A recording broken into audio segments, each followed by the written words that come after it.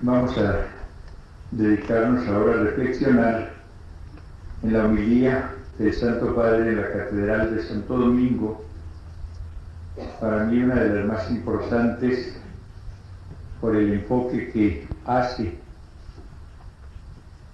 y que debe dejar en nosotros unas pautas muy seguras acerca de la unión con el Señor.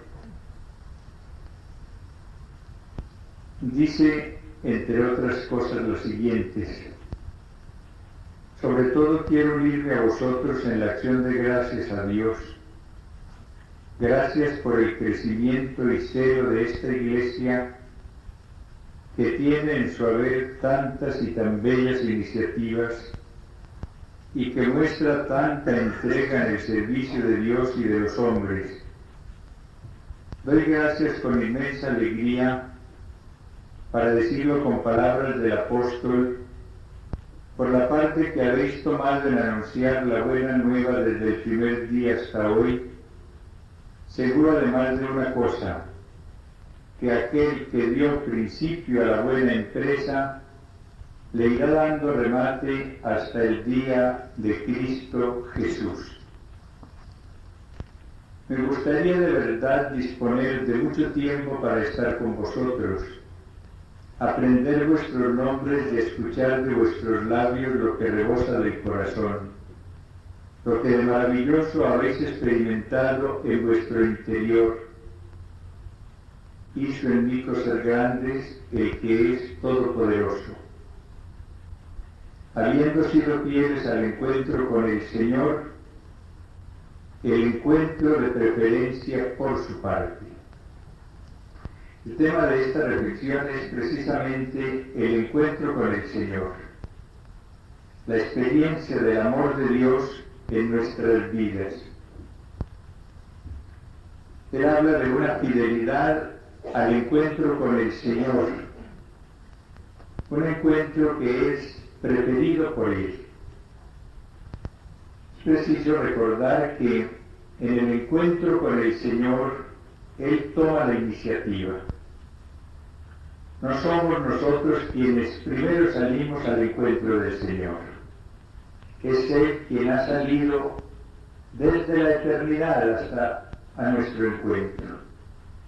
Por eso San Juan en su carta nos dice: amemos a Dios porque Él nos amó primero. Tengamos la seguridad de que en esta unión amorosa que el Señor quiere realizar con cada uno de nosotros, la iniciativa parte de Él y la obra principal está de parte de Él. Nosotros nos corresponde creer en el amor del Señor, primero que todo. Y esto no es fácil. Creer con la gracia del Señor de que verdaderamente nos ama, pero personalmente. No dejemos que esta realidad se diluya en una totalidad. No pensemos únicamente que el Señor ama a su Iglesia. Él ama a su Iglesia y en la Iglesia ama a cada una de las personas que integran esa Iglesia. Y lo importante para nosotros es que personalmente nos sintamos atraídos por el amor del Señor y que personalmente lleguemos a experimentar el amor del Señor. Él nos salva a todos, pero uno por uno, y nos ama a todos, pero uno por uno, a cada uno en particular, a cada uno personalmente. Continúa el Santo Padre: es esto precisamente el encuentro pascual con el Señor, lo que deseo proponer a vuestra reflexión para reavivar vuestra fe y entusiasmo en esta Eucaristía.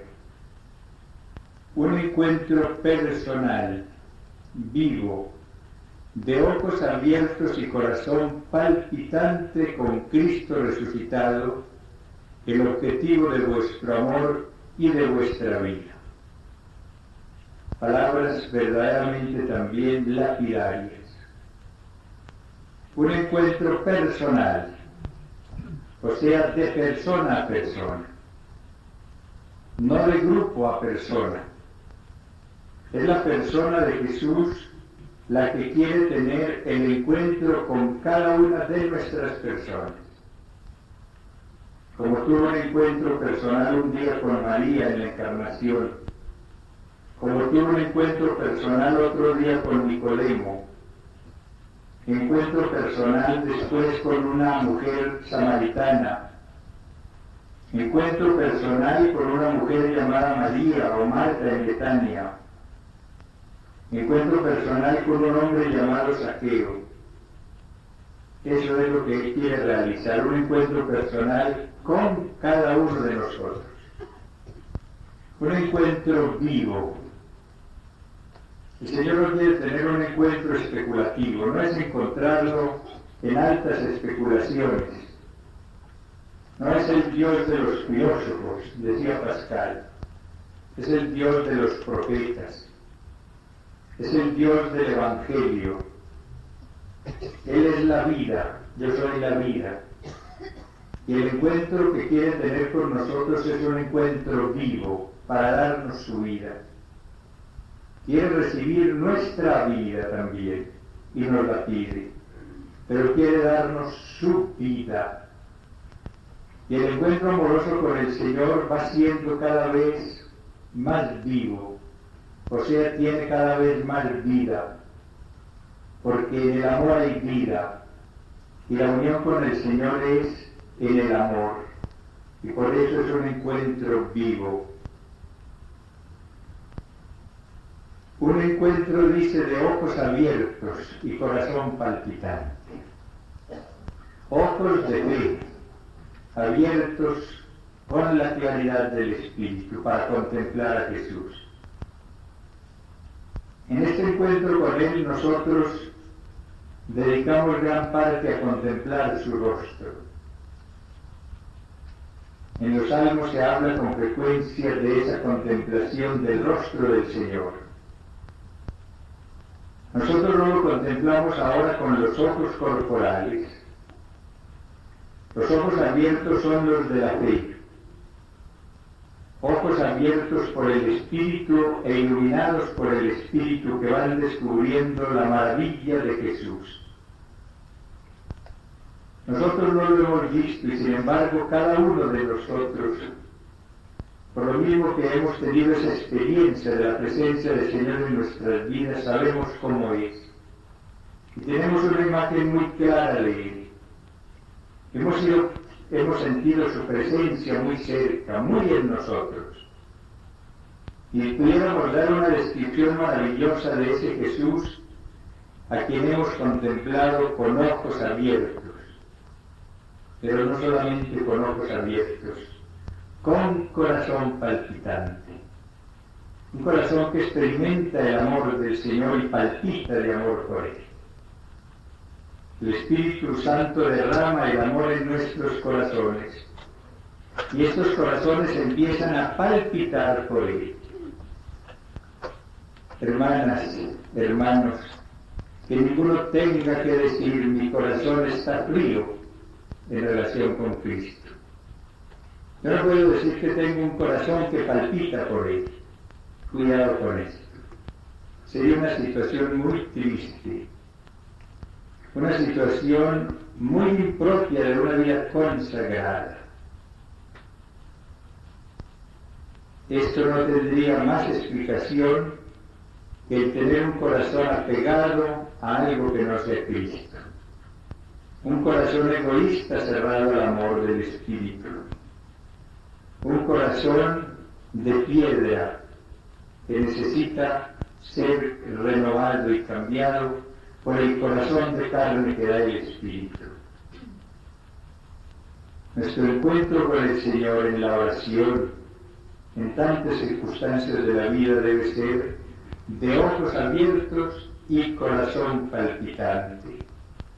Y encuentro con quién, dice el Santo Padre, con Cristo resucitado. No es el encuentro con un cadáver. Nosotros no vamos a visitar un cadáver embalsamado, como lo hacen, por ejemplo, los marxistas cuando van a Moscú o van a Pekín. para que haya encuentro personal, vivo, de ojos abiertos y corazón palpitante, tiene que ser con una persona viva. Ese es Jesús resucitado. Esta es la maravilla que estamos viviendo nosotros. El Espíritu del Señor nos da testimonio de la resurrección de Jesús. Tenemos un encuentro en la fe y en el amor con Él, el resucitado. Y por eso podemos gritar que Jesús vive. Y por eso nos convertimos no solamente en anunciadores de esta verdad, sino en testigos de esa verdad. Porque uno habla no de lo que ha oído únicamente, sino de lo que está viviendo, de lo que está experimentando. Testigo no es el que da una noticia, sino el que puede decir, yo vi esto, yo he experimentado aquello. Es el que habla de una experiencia. El otro es un profesor. Nosotros somos testigos de esa resurrección de Jesús. Este Cristo resucitado, dice el Papa, es el objetivo de nuestro amor y de nuestra vida. Nosotros seremos auténticas personas consagradas cuando podamos decir, yo vivo para Jesús resucitado, yo amo a Jesús resucitado. Y añade el Santo Padre, sucede a veces que nuestra sintonía de fe con Jesús permanece débil o se hace tenue, cosa que el pueblo fiel nota enseguida, contagiándose por ello de tristeza, porque lo llevamos dentro, pero confundido a la vez con nuestras propensiones y razonamientos humanos, y sin hacer brillar toda la grandiosa luz que Él encierra para nosotros. Preguntémonos en esta mañana cuál es nuestra sintonía de Jesús. Si es una sintonía viva, palpitante, o débil y tenue, como dice el Santo Padre. Una sintonía débil y tenue, ¿por qué? Porque no nos hemos dejado llenar de la luz del Espíritu y en cambio nos hemos dejado afectar por ideas, por razonamientos humanos, porque hemos impedido que brille en toda su grandiosidad la luz que el Evangelio tiene para nosotros acerca de Jesús. Y claro está que si nuestra sintonía de Jesús es débil y tenue, esto repercutirá en nuestra vida apostólica. Y las personas encontrarán en nosotros a veces doctrina, pero no encontrarán vida. Y lo que ellos buscan en nosotros es ante todo vida. Que nos acerquemos a un Jesús vivo, que nos hagamos enamorar de un Jesús que ama, que los llevemos verdaderamente al Señor, como lo hizo la samaritana, que logró que todos sus compatriotas vinieran a Jesús y encontraran a Jesús. Continúa el Santo Padre. En alguna ocasión hablamos quizá de Él, amparados en alguna premisa cambiante o en datos de sabor sociológico, político, lingüístico, en vez de hacer derivar los criterios básicos de nuestra vida y actividad de un evangelio vivido con integridad, con gozo, con la confianza y esperanza inmensas que encierra la cruz de Cristo. Está bien que estudiemos, y las que tengan oportunidad de hacer estudios, por ejemplo, de psicología, pues que agradezcan ese beneficio, pero cuidado por Dios con no tener como faro que ilumine nuestro conocimiento de Cristo el Evangelio. Está bien que leamos algunos autores, a veces nos dan aportes interesantes, pero que nuestro libro por excelencia sea el Evangelio. Que estudiemos a Jesús en su Evangelio, su vida y sus palabras y sus obras. Y esto con la claridad del Espíritu. Cuando el Espíritu va iluminando a una vida, a una persona, va encontrando nuevos detalles maravillosos y nuevos matices en aquellos pasajes del Evangelio que antes le decían muy poco. Y Jesús aparece cada día más maravilloso, más admirable, más divino y más humano, más digno de amor. Va apareciendo cada día como lo único que vale la pena. Y uno saborea entonces la verdad de sus palabras a Marta. Solamente una cosa es necesaria, ese encuentro personal con Él. Una cosa es clara, amadísimos hermanos, la fe en Cristo resucitado no es resultado de un saber técnico o fruto de un bagaje científico. Lo que se nos pide es que anunciemos la muerte de Jesús y proclamemos su resurrección. Jesús vive. Lo que fue un trémulo murmullo entre los primeros testigos se convirtió pronto en gozosa experiencia de la realidad de aquel con el que hemos comido y bebido después de la muerte. Sí, Cristo vive en la Iglesia, está en nosotros, portadores de esperanza e inmortalidad. Este enfoque es precioso. Él nos dice que nuestra fe en Cristo resucitado no es el resultado de un saber técnico o fruto de un bagaje científico. Uno encuentra a muchos teólogos que tienen un bagaje científico muy denso y que sin embargo no tienen encuentro personal con Jesús. Una cosa es tener a Jesús en la mente y otra tenerla en el corazón. Y la experiencia de Jesús resucitado no se da en la mente, sino en la conciencia. Ustedes oyen a un teólogo de la envergadura de Heriberto Wilhelm, el alemán, confesar en una entrevista lo siguiente: durante 15 años de profesorado el Señor había estado en mi mente, ahora ha bajado a mi corazón. Qué cambio tan grande, y cómo quisiera yo que todos ustedes lo tuviesen. Está bien que quien va, por ejemplo, a enseñar religión se prepare, y si puede hacer unos estudios teológicos, pues bendiga al Señor por ello. Pero lo necesario es que esa persona, con esos estudios o sin ellos, tenga el encuentro vivo, personal, de ojos abiertos y corazón palpitante con el Señor. Solamente así podrá darlo en su enseñanza. Podrá comunicar vida cuando dé su clase.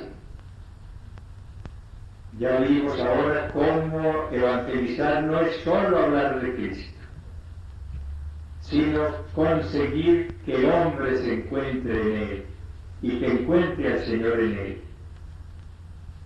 O sea, la experiencia de la realidad del Señor en nuestras vidas. La Iglesia empezó con ese encuentro, con esa experiencia, con esa realidad de Jesús resucitado. Empezó un pequeño murmullo: Jesús resucitó, lo vimos. Un murmullo que venía de los 12, que venía de María Magdalena, que venía de los discípulos de Maús, pero que se fue extendiendo y llegó a millares y millares de cristianos. Cristiano es el que tiene la experiencia de Jesús resucitado. Esa sería la definición que yo daría de él. Cristiano es aquel que llega a tener la experiencia profunda de Jesús resucitado.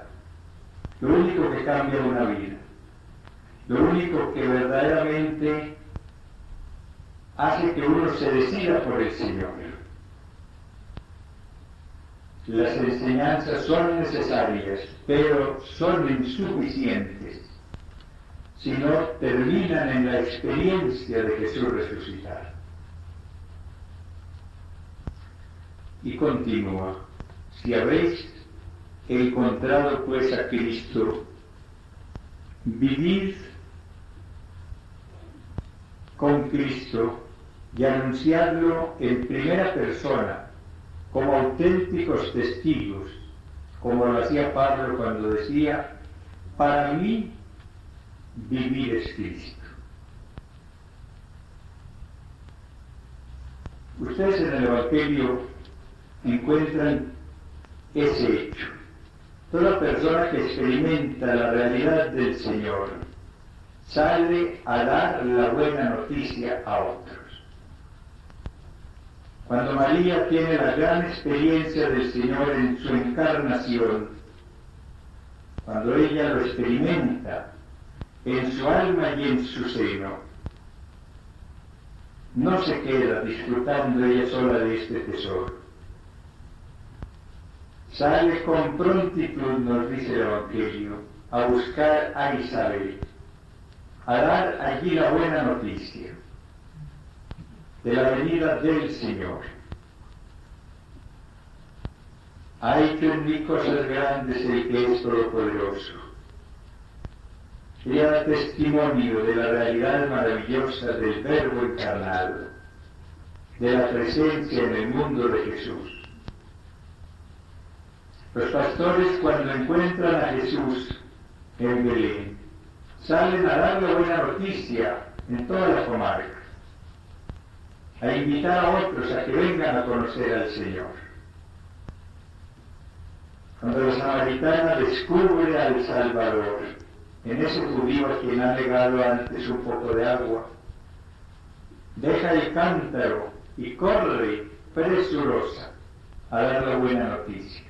Vengan, conozcan a quien me ha dicho todo lo que hay en mí. Cuando los discípulos de Maús descubren a Jesús en el partir del pan, no continúan su camino hacia sus hogares. Regresan a Jerusalén para decirle a los apóstoles: ha resucitado, lo hemos visto, nos ha dicho estas verdades, etc. Cuando María Magdalena lo encuentra en el huerto, no se queda allí, corre a Jerusalén para decirle a los apóstoles que ha resucitado el Señor. Si nosotros no salimos a anunciar a Cristo en primera persona, como dice el Papa, es porque no lo hemos encontrado. Si habéis encontrado pues a Cristo, vivid a Cristo, vivir con Cristo y anunciarlo en primera persona como auténticos testigos. No vamos a decir Cristo vive únicamente, Cristo es mi vida, dice San Pablo. Y las personas que hacen más bien son aquellas que pueden hablar en un momento dado de la experiencia que han tenido del amor del Señor, de la resurrección del Señor.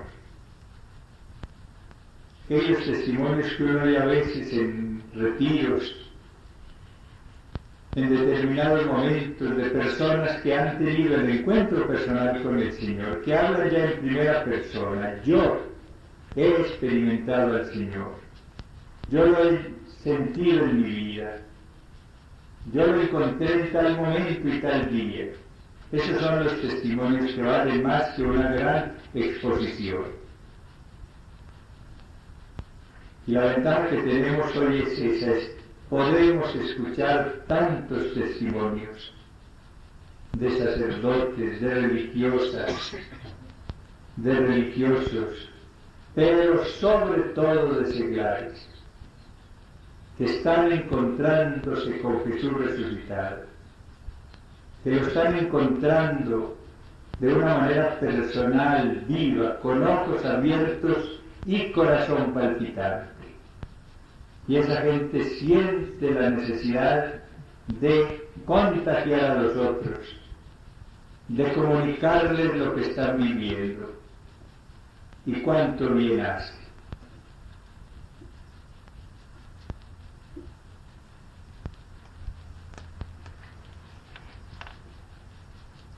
Y aquí también la verdadera liberación, continuó el Papa. Proclamar a Jesús libre de ataduras, presente en unos hombres transformados. He aquí la verdadera liberación. Proclamar a Jesús libre de ataduras, presente en unos hombres transformados, hechos nueva criatura. ¿Por qué nuestro testimonio resulta a veces vano? ¿Por qué presentamos a un Jesús sin toda la fuerza seductora que su persona ofrece, sin hacer patentes las riquezas del ideal sublime que su seguimiento comporta? ¿Por qué no siempre llegamos a mostrar una convicción hecha vida acerca del valor estupendo de nuestra entrega en la causa eclesial que servimos?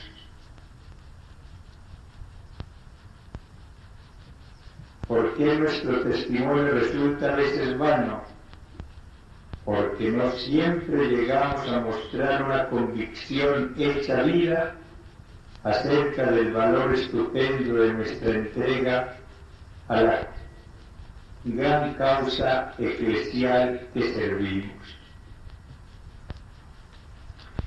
Yo creo que muchos de nosotros tenemos que hablar de falta de liberación para hablar del Señor. Encontramos un hecho muy lamentable en las comunidades religiosas. Son muchas las religiosas que eluden dar la clase de religión, que prefieren dar sociales, dar cualquier otra materia, idiomas, lo que sea, pero no me den la clase de religión. Y yo voy a veces a parroquias y oigo este hecho para mí muy lamentable. Ninguna religiosa quiso dar la clase de religión y la está dando tal señorita o tal maestro. Seglares con ella, porque las religiosas no la han querido dar. ¿Y cuál es la explicación de esto? ¿Falta de preparación intelectual? No creo. La explicación es que estas personas no están viviendo esta realidad maravillosa. Sinceramente se sienten incapaces de comunicar una experiencia porque no la tienen. Saben que no pueden dar testimonio de algo que no están experimentando. Y saben que entonces esa clase será muy fría, que interesará muy poco. Y por esto no quieren hacerlo. Y esto es muy triste. Si alguien debe dar religión es la religiosa o el religioso. Porque además de los conocimientos que ha adquirido acerca del Señor y de su doctrina, ha debido tener una experiencia personal, viva, de ojos abiertos y corazón palpitante con el Señor. Y entonces, ¿cómo no va a hablar con entusiasmo de Él? ¿Y cómo no va a traer mucha gente a Él? Hay una crisis aquí seria que no debemos eludir. A esa persona no le podemos pedir inclusive que persevere en su compromiso con el Señor. Estamos viendo el desfile de almas consagradas en la vida sacerdotal y religiosa que están regresando al mundo. Dan distintas excusas, distintas razones. No nos toca a nosotros juzgar el interior de estas personas, no podemos hacerlo. Pero yo me hago la gran pregunta: ¿cuál sacerdote y cuál religiosa enamorada del Señor o enamorado de Él lo deja? ¿Cuál persona que tenga la experiencia del Señor, la viva, personal, de ojos abiertos y corazón palpitante, lo deja para ir a buscar un amor humano? Pero cuando esto no se tiene y se experimenta el amor humano, viene la crisis. Nuestra consigna debe ser hacer patentes las riquezas del ideal sublime que comporta el seguimiento de Cristo. Hay que hablar con entusiasmo de ello. Hay que hablar sin miedo de las exigencias del Señor. Muchas veces las personas que trabajan en pastoral vocacional eluden hablar de las exigencias del Evangelio, que son muy radicales y muy profundas, porque creen que con eso van a espantar a los jóvenes y les van a infundir miedo para que se decidan por el Señor. ¡Qué equivocación tan grande! La juventud quiere que nosotros le mostremos el auténtico rostro del Señor y las exigencias profundas de su Evangelio. Y es después de conocer esto cuando se deciden por Él los que son llamados por Él. Ellos saben muy bien que por el amor humano hay muchas exigencias. Y que ese joven o esa joven, si llega al matrimonio, tiene que renunciar a muchas cosas. Tiene que sacrificar muchos gustos personales para poder vivir la nueva vida en el amor humano.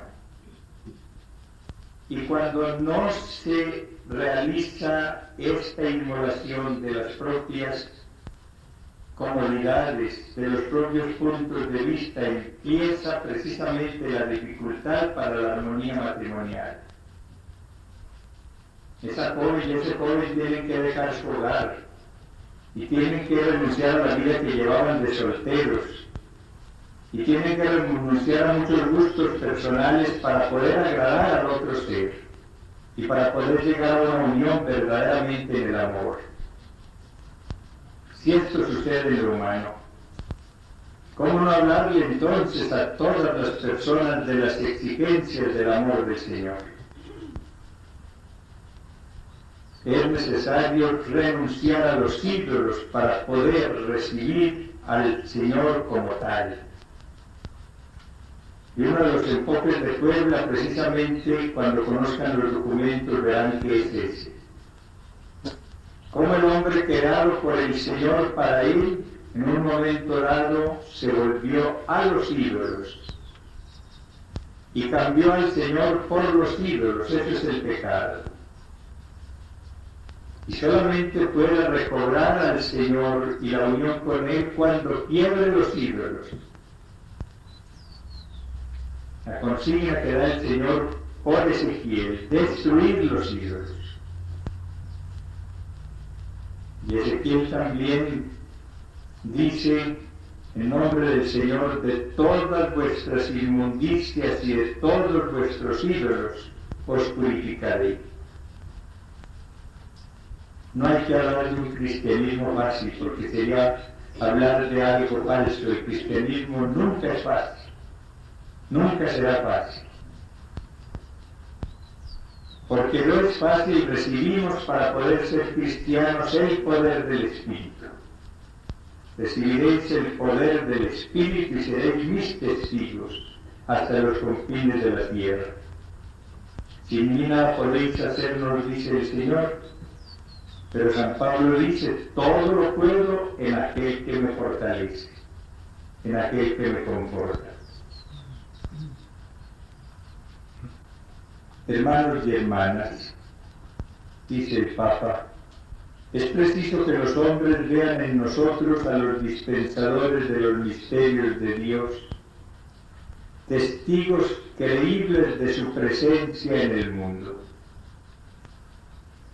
Es preciso que los hombres vean en nosotros a los dispensadores de los misterios de Dios.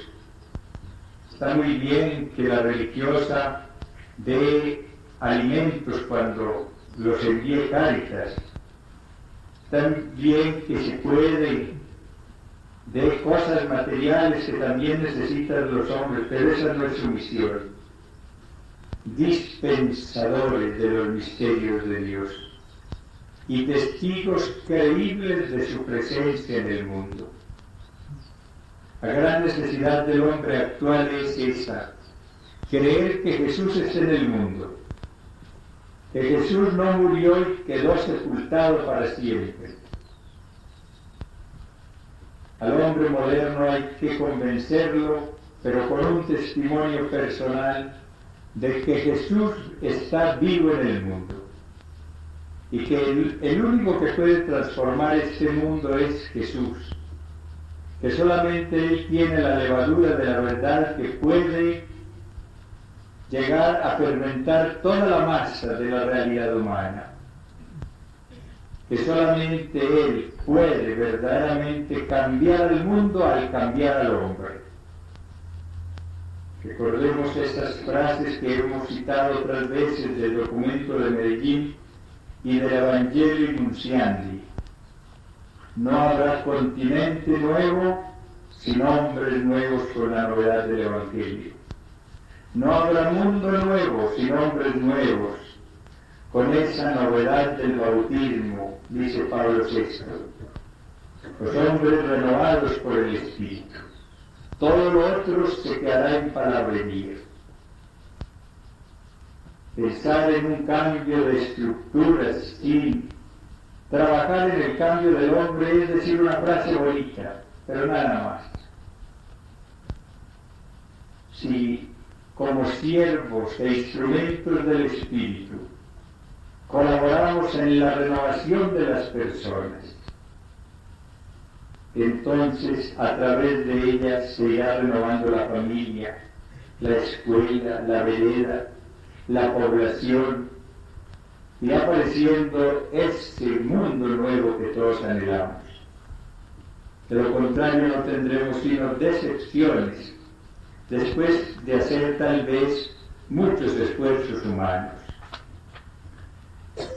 Pensemos, continuó el Papa, frecuentemente que Dios no nos pide al llamarnos parte de nuestra persona, sino nuestra persona y energías vitales para anunciar a los hombres la alegría y la paz de la nueva vida en Cristo y guiarlos a su encuentro. Qué interesante este enfoque. El Señor, para que seamos sus testigos y sus mensajeros, no nos pide parte de nuestra persona, sino toda nuestra persona. Él no quiere unirse con una parte del hombre, sino con el hombre. Corazones partidos yo no les quiero. Cuando yo doy el mío, lo doy entero. El Señor no quiere parte de nuestra persona. Cuando un muchacho se va a casar y dice que pide la mano de la novia, no es la mano lo que está pidiendo únicamente, es la persona. Él se une con la persona. El matrimonio no está entre determinada porción. El matrimonio se realiza entre una persona que se llama mujer y una persona que se llama hombre. Y la unión con el Señor está precisamente en lo mismo. La unión de su persona, toda, con toda nuestra persona. Nos pide nuestras energías vitales para anunciar a los hombres la alegría y la paz de la nueva vida en Cristo y guiarlos a su encuentro. Esa debe ser nuestra pastoral, conducir a los otros al encuentro con el Señor. Esa es la pastoral. La diócesis tiene esa pastoral hace 3 años.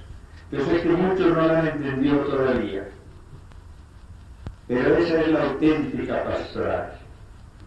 Buscar por todos los medios posibles, bajo la acción del Espíritu, que las personas encuentren al Señor. No que oigan hablar de Él únicamente, que lo encuentren, que lleguen a tener ese encuentro, repitamos esas palabras tan hermosas, personal, vivo, de ojos abiertos y corazón palpitante con el Señor. Para ello sea nuestro afán primero buscar al Señor y una vez encontrado, comprobar dónde y cómo vive quedándonos con Él todo el día. Cita aquí el pasaje de San Juan en el capítulo 1, cuando los 2 discípulos del Bautista le preguntaron a Jesús dónde vive, Él los invitó y se quedaron con Él todo el día. Buscar a Jesús y al encontrarlo quedarnos con Él todo el día, es decir, toda la vida.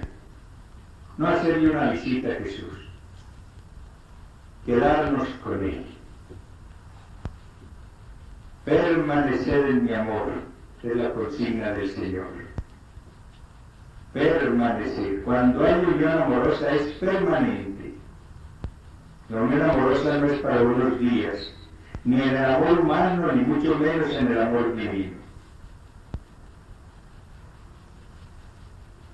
Quedándonos con Él de una manera especial en la Eucaristía, donde Cristo se nos da, y en la oración mediante la cual nos damos a Él. Un enfoque muy interesante. Quedarnos con Él en la Eucaristía, donde Cristo se nos da, y en la oración mediante la cual nos damos a Él. Este encuentro con el Señor es interpersonal. Él se nos da y nosotros nos damos a Él. Hay un cambio, hay una entrega mutua. No hay unión en el amor cuando no hay entrega mutua, cuando no se entregan mutuamente las dos personas. La Eucaristía, dice, ha de complementarse y prolongarse a través de la oración en nuestro quehacer cotidiano como un sacrificio de alabanza. En la oración, en el trato confiado con Dios nuestro Padre, discernimos mejor dónde está nuestra fuerza y dónde está nuestra debilidad, porque el Espíritu viene en nuestra ayuda. El mismo Espíritu nos habla y va sumergiendo poco a poco en los misterios divinos, en los designios de amor a los hombres que Dios realiza mediante nuestra ofrenda a su servicio. Es a través de la oración como el Espíritu progresivamente nos va sumergiendo en Cristo. Es en la oración como el Espíritu progresivamente nos va haciendo experimentar la posesión que hace Cristo de nosotros. Somos esponjas que nos metemos en el mar del Espíritu para irnos llenando de esa agua viva. Somos carbones, algo negro, sin luz y sin calor, que se mete por la acción del Espíritu en el horno del amor del Señor y se va llenando de su fuego. Y llega en un momento a convertirse en algo que ilumina, que quema. Eso debemos ser nosotros. Y esto lo conseguimos en la oración. Que si alguna de ustedes o alguno de ustedes tiene crisis en ese campo tan importante, pida y reciba hoy del Señor la gracia de amar la oración. pero una oración que sea diálogo amoroso con el Señor. Una oración que sea recibir la acción del Espíritu que viene en ayuda de nuestra debilidad y ora en nosotros por pedidos inenarrables. Lo mismo que Pablo termina el Papa, durante una reunión en Troade para partir el pan, seguiría hablando con vosotros hasta la medianoche. Tendría muchas cosas que deciros y que no puedo hacer ahora. Entre tanto, os recomiendo que leáis atentamente lo que he dicho recientemente al clero, a los religiosos, religiosas y seminaristas en Roma. Ello alargará este encuentro que continuará espiritualmente con otros semejantes en los próximos días. Que el Señor y nuestra dulce Madre María Santísima os acompañen siempre y llenen vuestra vida de un gran entusiasmo en el servicio de vuestra altísima vocación eclesial. Vamos a continuar la misa poniendo en la mesa de las ofrendas nuestros anhelos de vivir la nueva vida, nuestras necesidades y súplicas, las necesidades y súplicas de la Iglesia y de la nación. Poner en la mesa de las ofrendas los anhelos de vivir la nueva vida. Eso es lo que espero que todos podamos hacer esta tarde cuando compartamos la Pascua del Señor. Que con la ofrenda de Jesús pongamos también nuestros anhelos de vivir nueva vida. Y la vida nueva es la del encuentro personal, vivo, de ojos abiertos y corazón palpitante con Jesús resucitado.